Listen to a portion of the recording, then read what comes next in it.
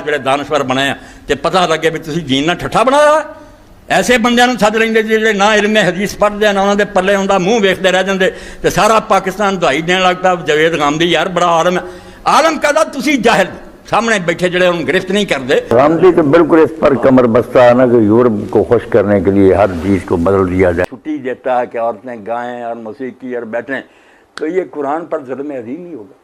सलामती है उन आंखों पे जो हिदायत पे नजरें जमाए बैठी हैं, उन कानों पे जो जिक्र खैर के मुंतजर रहते हैं और उन कदमों पे जो हिदायत की राह पे गामजन है। बिस्मिल्लाहिर्रहमानिर्रहीम। अस्सलाम वालेकुम। गांधी साहब के साथ हफ्तावार सवाल जवाब की बरह रास्त नशिस्त को लेकर डेलिस अमरीका गांधी सेंटर से हाजिर खिदमत है। आगाज़ करते हैं इस्तिफादे की इस नशिस्त में। गांधी साहब बहुत शुक्रिया आपके वक्त का। ये बताइएगा गांधी साहब, मुख्तलिफ दीनी आपके जो इस्तदलालात हैं फ़िक़्ह के बारे में, शरीयत के बारे में, किताब में भी आपकी मौजूद हैं, हम आपके सामने वक्तन फ़वक्तन रखते भी हैं, लेकिन उससे आगे बढ़ के कोई भी फ़िक्र जब वजूद पजीर होती है तो सिर्फ़ उसका इस्तदलाल या उसके पीछे जो निज़ाम फ़िक्र है वो ज़ेर बहस नहीं आता, बल्कि ये चीज़ भी ज़ेर बहस आती है कि उस फ़िक्र के समाज पर, उस फ़िक्र के ख़ारिज में, उस फ़िक्र के ख़ुद इंसानी जहन, उसके तसव्वुर हयात पर क्या असरात हैं।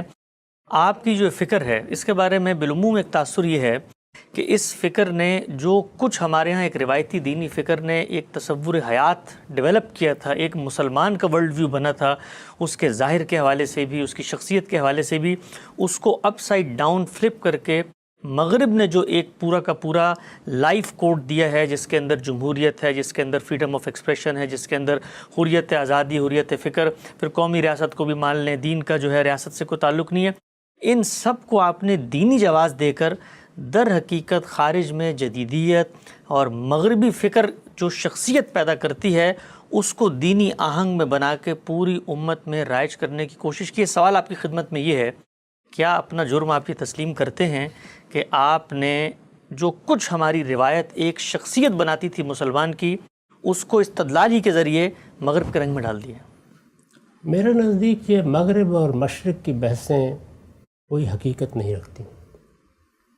इंसानियत का काफ़िला अपना सफ़र कर रहा है और इसमें दोनों चीज़ों का ज़हूर होता है।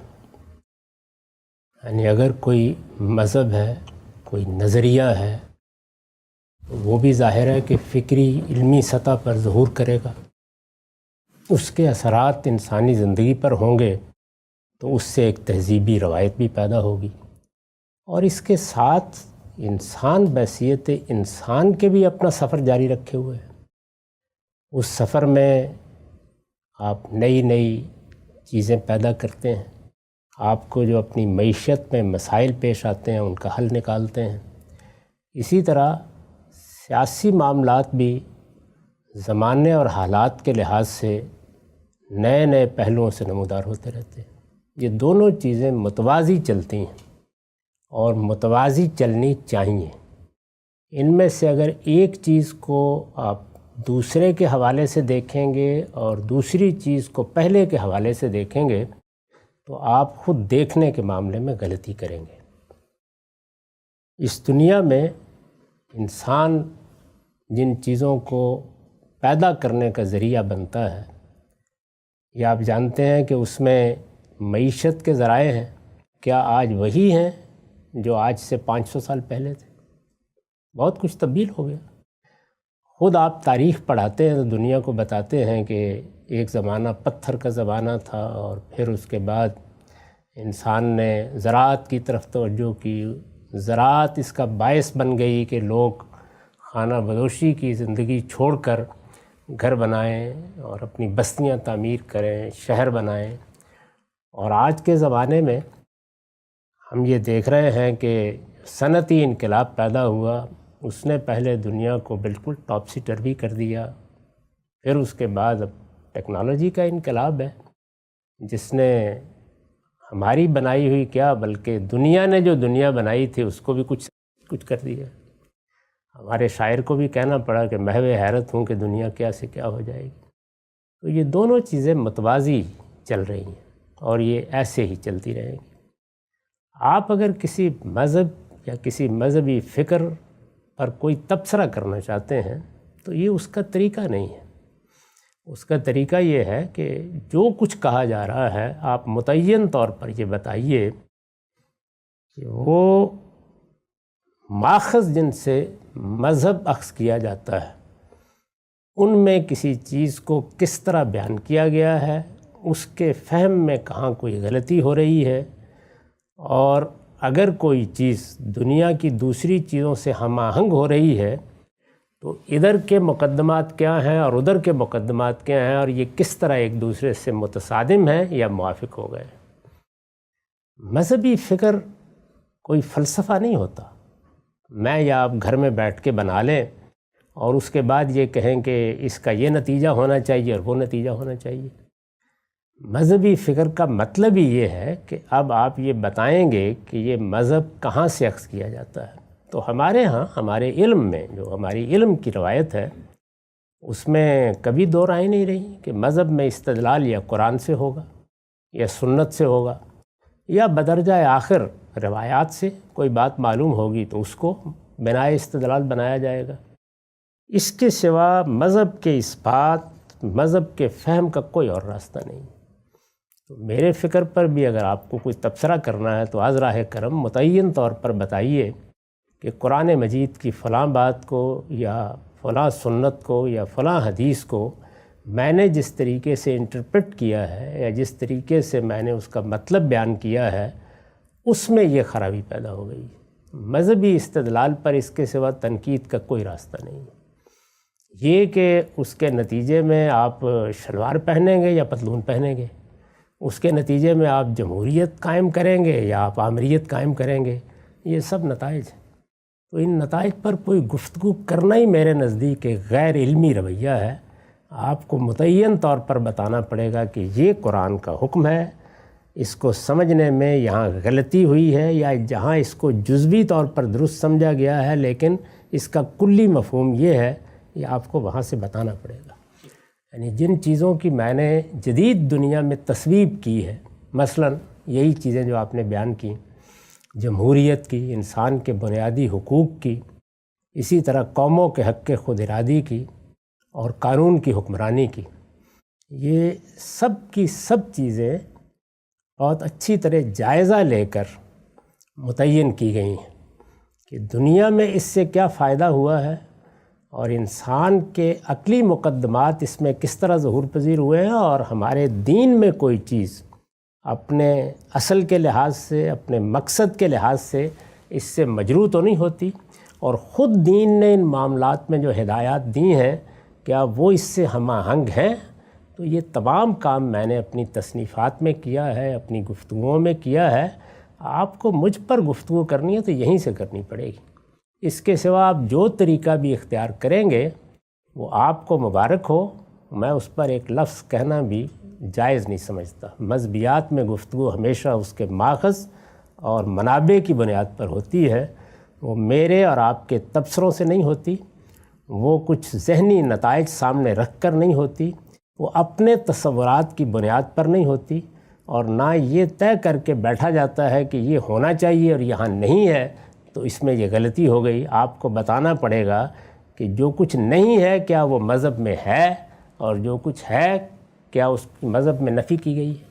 یہ نقطہ آپ نے واضح فرمایا۔ اچھا، یہ آپ نے جو ایک بات ابھی کی کہ جو کچھ کہا جائے گا وہ ماخذ و مصدر و منابع جو دین کے متعین ہیں، طے ہیں، سورسز ہیں، ان سے ریفرنس دے کے کہا جائے گا۔ کہا ہی جاتا ہے کہ بھئی وہ ریفرنسز تو 1970 میں بھی ہوئی تھے، 80 میں بھی ہوئی تھے، 90 میں بھی ہوئی تھے۔ اس وقت غامدی صاحب نہ قومی ریاست کو مانتے تھے، نہ جمہوریت کو مانتے تھے۔ اس وقت بہت ساری چیزوں کے اندر انہی ماخذ، انہی مصدر، انہی منابع، انہی سورسز سے استدلال کر کے نفی کی جا رہی تھی۔ تو یہ کیوں نہیں کہا جا سکتا کہ جب ایک زمانے میں ایک شخص اسی مصدر سے ایک دوسرا مفہوم نکال رہا ہے تو پھر خارج کے اندر امکانات پیدا ہوئے، کچھ دباؤ پیدا ہوا۔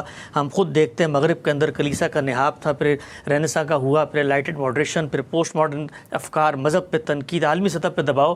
تو یہ کیوں نہیں کہا جا سکتا کہ اسی ماخذ و مصدر سے 1970 میں جمہوریت کی نفی ہو رھی تھی اور 2010 میں اس کی تصویب ہو رہی؟ اس لیے کہ میں براہ راست نبوت کے منصب پر فائز نہیں کیا گیا تھا، میں نے اس معاشرے میں آنکھ کھولی تھی، میں نے یہیں علم سیکھا تھا، میں نے انہی علماء سے دین کی چیزیں پڑھی تھیں، جو انہوں نے دین بتایا تھا وہی میرا دین تھا۔ میں نے اس کے بعد کام کیا ہے اس پر، اور اب وہ میرا کام چھپا ہوا نہیں ہے، چھپا ہوا موجود ہے۔ میری تصنیفات میں اس کا استدلال موجود ہے، اس کو دیکھ کر کوئی رائے قائم کی ہے۔ یہ میں نے کس دن دعویٰ کیا تھا کہ میں ماں کے پیٹ سے 30 پارے حفظ کر کے پیدا ہوا تھا. میں بھی ایسے ہی پیدا ہوا تھا جس طرح سب لوگ پیدا ہوتے ہیں. ایسے ہی میں نے دینی علوم پڑھے تھے. جو ہمارے پرانے علماء ہیں انہی سے تعلیم پائی تھی, انہی سے عربی زبان سیکھی تھی, انہی سے فارسی زبان سیکھی تھی, انہی سے وہ سب چیزیں سمجھی تھیں جن کو آپ دینی فکر کہتے ہیں. میری پیدائش تو ایک صوفی گرانے میں ہوئی تھی, لہذا ایک لمبا عرصہ ہے جس میں میں نے خود تصوف کی چیزیں پڑھی اور پڑھائی ہیں, اور انہی کو میں دین کی صحیح تعبیر سمجھتا تھا. اس کے بعد بھی آپ کو معلوم ہے کہ جب شعور کی آنکھ حقیقی معنی میں کھولی تو مولانا سید ابواللہ صاحب مودودی کی آغوش میں کھولی. پس منظر میں اقبال اور ابوالکلام تھے. تو ظاہر ہے کہ جو فکر میں نے ان سے لیا اسی کو بیان کروں گا. یہ تو اصولی جواب ہے. باقی رہ گئی یہ بات کہ وہ کون سا دن تھا کہ جب میں نے عامریت کی تائید کی تھی. اولین تصنیف جو اب میری شائع بھی نہیں ہوتی اسلام کا سیاسی نظام کے عنوان سے ہے, تو آپ ذرا نکال کے دیکھ لیجئے اس میں امرہم شورا بینہم کے بارے میں کیا لکھا ہوا ہے. اس لیے یہ بات تو کسی طرح بھی صحیح نہیں ہے. قومی ریاست کو میں نے کبھی موضوع ہی نہیں بنایا. اس وقت موضوع بنایا ہے جب اسلام اور ریاست ایک جوابی بیانیہ لکھا ہے. اس سے پہلے اگر میں نے قومی ریاست کی کوئی نفی فرمائی ہو تو ذرا بتا دیجیے. جس کتاب کا آپ نے حوالہ دیا وہاں پر خواتین کے ووٹ کی تو آپ نے نفی فرمائی نا ہم سے. تو عرض کر دیا کہ یہ سارا میرا سفر ہے. اس کے دوران میں بہت سی آراء ہیں جن کے اندر تغیر ہوا, تبدیلی ہوئی, اس لیے کہ میں نے کام کیا ہے. نہ میں یہ فکر ماں کے پیٹ سے لے کے پیدا ہوا تھا, اور نہ میں نے اس جمود کو اختیار کیا ہے کہ جو کچھ مجھے دے دیا گیا ہے اب میرا ذہن اس پر متحجر ہو گیا ہے, فوسلائزڈ ہو گیا ہے, مجھے اس کا جائزہ نہیں لینا. میں تو آج بھی اپنے فکر کا بڑی بے دردی کے ساتھ جائزہ لیتا ہوں اور استدلال کی روشنی میں بالکل پوسٹ مارٹم کر ڈالتا ہوں. اور آج بھی اگر میرے فکر کی کوئی غلطی واضح ہوگی تو میں سر تسلیم ہوں. لیکن غلطی واضح کیسے ہوگی؟ آپ کے تبصروں سے نہیں ہوگی. وہ اس سے ہوگی کہ آپ بتائیں گے کہ یہ قرآن کی آیت ہے, یہ سنت ہے, یہ حدیث ہے, اس کے یہ الفاظ ہیں, اس میں یہ بات کہی گئی ہے اور میں اس بات کو صحیح نہیں سمجھا. میں آپ کا شکریہ ادا کروں گا کہ آپ نے میری تصحیح کی, لیکن اس کے سوا مذہبیات میں کوئی اور تنقید کا راستہ اختیار کیا ہی نہیں جا سکتا. جو آدمی بھی کرے گا وہ اپنے آپ سے گفتگو کرے گا, اور ہم کلامی پر میں کوئی تبصرہ نہیں کرتا. ٹھیک ہے, ہم سب آگے بڑھاتے ہیں. ایک اور پہلو سے میں چاہتا ہوں اس بات کو آپ کے سامنے رکھوں.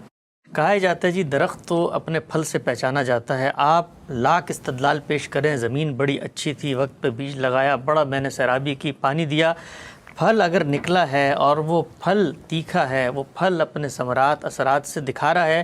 استدلال تو کہا جاتا ہے کہ بھائی ہٹلر کے پاس بھی تھا استدلال, تو آج ہمیں ہندوتوا کا بھی ملتا ہے. نتیجہ کیا ہے؟ جو نتیجہ اس وقت مثال کے طور پہ اس فکر کو مان کر تنقید یہ کی جاتی ہے سامنے آتا ہے, وہ تو یہ ہے کہ جی مغربی تہذیب جو ہے وہ تو ٹھنڈے پیٹوں برداشت کی جائے گی, اس میں کوئی ایسی خامی کی بات نہیں ہے, عورتیں بھی آزاد ہیں, کام بھی کریں گی, سرمایہ داران نظام میں بھی کوئی مسئلہ نہیں ہے, مثال کے طور پہ جمہوریت بھی ٹھیک ہے, قومی ریاست بھی, غیر مسلم بھی ملکوں میں جا کر آپ آباد بھی ہو جائیں, ان کے قانون پہ بھی عمل پیرا ہوں. اس کا نتیجہ یہ نکلتا ہے کہ دین کہ پورے استدلال سے جو کچھ روایت میں موجود ہے جو نتیجہ نکل رہا تھا, وہاں تو ایک اللہ کا فرمانبردار آدمی تھا جو یہ کہتا تھا کہ بھئی مجھے کوئی آزادی نہیں ہے, جو اللہ کہے گا, جو دین کہے گا, جو شریعت کہے گی میں اس کو مانوں گا. یہاں پر نتیجہ نکل رہا ہے آدمی آزاد ہے, خود مختار ہے. تو یہ کیوں نہیں کہا جا سکتا کہ جی نتیجے کو جب آپ اس طرح نظر انداز کر دیتے ہیں اور استدلال پہ بات کرتے ہیں, استدلال جتنا بھی مضبوط ہو, اگر نتیجہ وہ نکل رہا ہے جو مذہب کی مجموعی ساخت اور فہم سے مختلف ہے تو پھر تو تنقید ہوگی نا. پہلے مذہب کی مجموعی ساخت اور فہم متعین کریں نا, بتائیں مجھے کیا ہے. وہ تو اسی طرح بتانا پڑے گا, یعنی قرآن سے بتانا پڑے گا, سنت سے بتانا پڑے گا, حدیث سے بتانا پڑے گا. وہ آپ کے تصورات نہیں ہو سکتے, وہ آپ کا کلچر نہیں ہو سکتا, وہ آپ کے توہمات نہیں ہو سکتے. مذہب میں اس طرح کے کسی فلسفے کی کوئی اہمیت نہیں ہے. آپ کو بتانا پڑے گا وہ کیا چیز ہے. یعنی آپ پہلے بتائیں گے کہ یہ اللہ تعالیٰ نے فرمایا ہے, اس کا یہ نتیجہ نکلنا چاہیے. تو جو نتیجہ آپ بیان کر رہے ہیں اس کو پہلے اصل ماخذ سے ثابت کیجئے, بتائیے. ورنہ میں اس کے جواب میں بہت آسانی کے ساتھ کہہ سکتا ہوں کہ آپ نے لوگوں کے لیے جو اسر و اغلال تیار کیے تھے الحمدللہ میں نے وہ اتار دی ہیں. جو بیڑیاں آپ نے پہنائی تھیں لوگوں کو وہ میں نے اتار دی, اور ان کو بتا دیا کہ اصل دین یہ ہے, عمل کریں اس کے اوپر. ٹھیک، چل ایک نتیجہ آپ کے سامنے رکھتا ہوں. مثلا ہم جب دین کا مطالعہ کرتے ہیں، ہمارے علماء یہ کہتے ہیں کہ پورا دین یہ بتاتا ہے کہ دنیا کے بارے میں یہ رویہ کہ آپ کے اندر ہرس، لالچ، طمع، دنیا کو اصل مان کے اسی میں آپ جٹ جائیں. مغربی تہذیب، مغربی فکر تو دنیا کو اصل مانتی ہے، پوسٹ ماڈرنزم، پورے افکار، وہ سب کچھ دین بیزاری سے آگے نکل کے اسی دنیا پہ فوکس کرنے کی توجہ دیتے ہیں. ہم جب ان تمام دینی استدلالات کی روشنی میں ان سب کو مان لیتے ہیں تو نتیجے کے اعتبار سے ایک بندہ مومن کے دل میں جو معاملہ آخرت کے بارے میں ہونا چاہیے تھا، جو اس کا اللہ سے تعلق ہونا چاہیے تھا، وہ ان جدید آسائشوں نے، ان جس کو آپ کہتے ہیں عیاشیوں نے، ان ٹیکنالوجی کی چکا چوند نے وہ ختم کر دیا. کیونکہ باقی سب لوگوں نے تو اس کا بائیکاٹ کیا ہوا ہے. نہ انہوں نے کبھی کیمرہ ہاتھ میں پکڑا ہے، نہ کبھی موبائل ہاتھ میں پکڑا ہے، نہ کبھی جہاز پہ بیٹھے ہیں، نہ کبھی گاڑی میں سوار ہوئے ہیں. باقی سب نے تو غالباً اس کا بائیکاٹ کیا ہوگا نا. ذرا بتائیں مجھے، ذرا فہرست بنا کے ذرا بتائیے مجھے. وہ کہتے ہیں دل میں برا جان کے استعمال کرتے ہیں. دل میں برا جانتے ہیں اور استعمال کرتے ہیں. تو الحمدللہ اللہ نے مجھے اس منافقت سے بچایا ہوا ہے. میں جس چیز کو صحیح سمجھتا ہوں اسی کو استعمال کرتا ہوں، جس کو صحیح سمجھتا ہوں اسی کی تائید کرتا ہوں. اور یہ جو آپ نے تقریر فرمائی ہے تو کیا مغرب کی پوری تہذیب ہے جس کے بارے میں نے کبھی کوئی بات کی ہے؟ نہیں. وہ چیزیں جو میرے نزدیک غلط نہیں ہیں ان کو میں آپ کے کہنے پہ غلط نہیں کہہ سکتا، اور جو میرے نزدیک صحیح ہیں اور اللہ کے دین میں ان کی یا اجازت ہے یا اللہ کے دین میں اس کے بارے میں کوئی ہدایت دی گئی ہے، میرا فرض ہے کہ میں اس کو لوگوں کو بتاؤں. اور اگر کوئی غلط فکر سے، غلط تشریح سے، غلط فہم سے، غلط تہذیبی روایت سے، غلط ثقافت سے اسر و اغلال تیار کر کے لوگوں کی گردن میں ڈال دیے گئے ہیں، بیڑیاں ان کو پہنا دی گئی ہیں، تو اس کو دور کر دوں. اللہ کے پیغمبر کا تعارف یہ کرایا گیا تھا کہ وہ جو یہود نے اسر و اغلال پیدا کر دیے ہیں، جو بیڑیاں پہنا دی ہیں اور توق گلے میں ڈال دیے ہیں، وہ ان کو اتار دیں گے. ٹھیک، آگے بڑھاتے ہیں ہم سب اس سلسلے کو. اچھا یہ بتائیے گا، کہا ہی جاتا ہے کہ ایک نتیجہ تو یہ بھی تو ہے نا غامدی صاحب کی فکر کا کہ جو لوگ ان سے متاثر ہوتے ہیں اور ہمیں نظر آتے ہیں بڑی تعداد میں اس وقت نوجوان، وہ نوجوان یہ جو بیڑیاں جس کو آپ نے اتارنے کی بات کی، وہ ان بیڑیوں کو پہلے ہی اتارنا چاہتے تھے. یہاں پر تو ایک دینی استدلال کی سپورٹ مل گئی جس سے انہوں نے بیڑیاں اتار کے پھینک دیں. اور ایک اور کام بھی انہوں نے یہ کیا کہ ان بیڑیوں کو اتارنے کے بعد کیا یہ ہوا کہ اللہ کے دین کی طرف، اس کے ظاہر کی طرف، یعنی آپ کا جو جامہ زیبی ہے، آپ کا حلیہ ہے، اس میں کچھ صلحاء کے لباس کی، وہاں پر تو آزادی ہے، وہاں پر تو مثال کے طور پہ ماڈرنائزیشن ہے، اور وہاں پر بجائے یہ کہ امت کے علماء، صلحاء، مشائخ ان سے جڑنے کا معاملہ ہو، ان پر تو تنقید ہوتی ہے کہ تم نے تو اسر و اغلالی ہم پہ ڈالے ہوئے تھے. لیکن یہ جو ماڈرنسٹ لوگ ہیں، یہ جو ملحدین ہیں، وہاں بڑی دوستیاں ہوتی ہیں، بڑی اچھے طریقے سے باتیں ہو رہی ہوتی ہیں. تو یہ فکر کا یہ اثر نہیں پھر ہم کہیں گے کہ جی اس نے غامدی صاحب کو سنا ہو، مولویوں پر تو بڑا کھل کے بولتا ہے لیکن یہ باقی جو خرافات ہو رہے تھے اس پر اس کی زبان نہیں کھلتی. جی، اور اس میں غالباً گیلپ کا سروے کرایا گیا ہوگا، ایک ایک آدمی کا باقاعدہ انٹرویو کیا گیا ہوگا، بہت دیانتداری کے ساتھ اس کے افکار خیالات کا جائزہ بھی لیا گیا ہوگا. ہر بات کے بارے میں پہلے اس سے کچھ سوالات پوچھے گئے ہوں گے، پھر اس کے باطن کی تصویر لی گئی ہوگی، اس کے بعد یہ مقدمہ ترتیب پا گیا ہوگا. یہ کیا چیز ہے بھائی؟ یعنی آپ میرے نزدیک وہی بات ہے جو میں نے پہلے کہی، متعین طور پر بتائیے کہ یہ قرآن کی آیت ہے، اس کا یہ مطلب غلط سمجھا گیا ہے، یہ سنت ہے، اس کی غلط تعبیر کی گئی ہے، یہ حدیث ہے، اس میں یہ بات بیان ہوئی تھی، یہ ٹھیک طرح سے بیان نہیں کی گئی. آپ نے کوئی گہرے سے گہری چیز نکالنی ہے تو اسی کے اندر سے نکال کے دکھائیے پہلے، اس کے بعد بتائیے کیا چیز قابل تنقید ہے. باقی میں نے نہ کوئی جماعت بنائی ہے، نہ میں لوگوں کی بیعت لیتا ہوں، نہ میں کوئی شیخ طریقت ہوں. میں اپنا کام کر رہا ہوں، مجھے تو یہ پتہ بھی نہیں کون مجھ سے متاثر ہو رہا ہے اور کون متاثر نہیں ہو رہا. تاہم اگر کچھ لوگوں نے اس طریقے کا باقاعدہ سروے کر لیا ہے تو اس کے نتائج کو شائع کرتے ہیں، پھر میں تبصرہ کروں گا اس پر. ایک آگے بڑھاتے ہیں ہم سب اس سلسلے کو. یہ بیان فرمائیے گا، یہ پورا کا پورا جو ایک تصور نظم قرآن آپ کے ہاں موجود ہے، آپ کے اکابر علماء، فکر فراہی کے جو بڑے بزرگ ہیں ان کا پیش کردہ ہے، اس کو آگے ڈیولپ بھی کیا آپ نے. کہا جاتا ہے کہ یہ جو تصور ہے یہ قرآن کے اندر موجود نہیں ہے، بلکہ یہ قرآن کے اوپر لا کے نافذ کیا ہے، تھوپا کیا ہے، اور اخذ معنی کا جو ایک پورا کا پورا تصور ہماری امت میں جاری و ساری تھا. آدمی مفکر اپنے فہم کو لے کر جاتا تھا اور قرآن مجید کی اس آفاقیت سے ایک معنی کشید کر کے لوگوں سے متعلق کر دیتا تھا. یہ تو ایک ایسا ایک جال جو ہے وہ فکر فراہی نے بن دیا ہے کہ ہر جگہ جہاں پر اپنا معنی دینی ہو تو اس کو کہتے ہیں تو نظم کی رعایت سے ہی ثابت ہوتا ہے، اور باقی تمام لوگوں کا رستہ بند کر دیا کہ وہ قرآن مجید سے اپنے ذہن، اپنی فکر، اپنے پس منظر کے لحاظ سے کوئی استفادہ کر سکیں. اور یہ بھی کہا جاتا ہے کہ جو قطعی الدلالہ کی باتیں کرتے ہیں، بھئی اللہ کی کتاب کو ایسا آپ نے جکڑ دیا بیڑیوں میں کہ جو کچھ مثال کے طور پہ اب یہ زبان کے ایک تصور کے تحت سمجھا جائے گا وہ تو قابل قبول ہے، اور باقی سب لوگوں کا رستہ بند کر دیا. اگر اس کے سوا کوئی اور سمجھنے کا طریقہ ہے تو براہ کرم علمی طریقے سے اسے بیان کیجیے. یعنی جس طریقے کو ہم نے اختیار کیا ہے وہ تو دنیا کی ہر کتاب، ہر کلام کو سمجھنے کا مسلمہ طریقہ ہے. لفظ کو دیکھیں گے، اس کے استعمال کو دیکھیں گے، جملے کو دیکھیں گے، اس کی تالیف کو دیکھیں گے، سیاق و سباق کو دیکھیں گے، بات کہاں کہی گئی ہے، کس سلسلے میں کہی گئی ہے. تو اب آپ اس کو نظم کہیں، آپ اس کو سیاق و سباق کہیں، آپ اس کو کانٹیکسٹ کہیں، جو ہی چاہے کہیں، لیکن یہ تینوں چیزیں ہیں. تو آپ بھی اسی طرح آئیے اور آ کر بتائیے کہ دیکھیے اس لفظ کے اندر تو یہ ایک دنیا مضمر تھی، آئیے ہم آپ کو نکال کے دکھاتے ہیں. پھر بتائیے کہ تالیف جملہ میں یہ مدعا ہے. پھر یہ بتائیے کہ دیکھیے سیاق سباق اس چیز کی رعایت کرتے ہیں. تو کبھی متعین طریقے کے اوپر کوئی دو مثالیں لے کے اس پہ گفتگو فرمائیں. اس کے بعد پھر میں بتاؤں گا کہ اس میں کیا غلطی ہے اور کس طرح قرآن مجید باہر سے آنے والی ہر چیز کو اگل کر پھینک دیتا ہے. یہ اس کے بعد معاملہ ہوگا نا، یہ تبصرہ کرنے سے یہ معاملہ نہیں ہوگا. آپ کو متعین طور پر میرے فکر کے جو نتائج ہیں یا استاذ امام نے جو کچھ لکھا ہے تدبر قرآن میں، یا امام فرائی نے جو کام کیا ہے، اس کو سامنے رکھ کر اس میں سے چند چیزوں کا انتخاب کر لیں. یعنی وہی چیزیں جن میں آپ کے خیال کے مطابق مدعا واضح نہیں ہوا یا مدعا محدود ہو گیا ہے یا کوئی زنجیر پہن لی ہے مدعا نے، تو ذرا اس کو کھول کر دکھائیے. جب وہ آپ متعین طور پر کھول کر دکھائیں گے پھر میں آپ کو بتاؤں گا کہ یہ آپ نے جو کچھ کھولا ہے یہ آپ کہیں سے لے کے آئے ہیں، یہ اللہ کی کتاب بھی اس کو قبول کرتی ہے یا نہیں. قرآن مجید نے اپنے بارے میں یہ خود بتا دیا ہے کہ وہ خدا کی حجت ہے اور وہ ایک فیصلہ سنائے گا اور فیصلے میں کبھی ابہام نہیں ہوتا. ٹھیک. اچھا غامدی صاحب، جب بھی آپ یہ بات فرماتے ہیں اس پر لوگ یہ کہتے ہیں کہ غامدی صاحب سے جب بھی ہم کوئی تنقید کرتے ہیں تو ہمیں زبان کی مار مارتے ہیں، وہ کہتے ہیں زبان، لفظ، معنی یہ لے کر آؤ.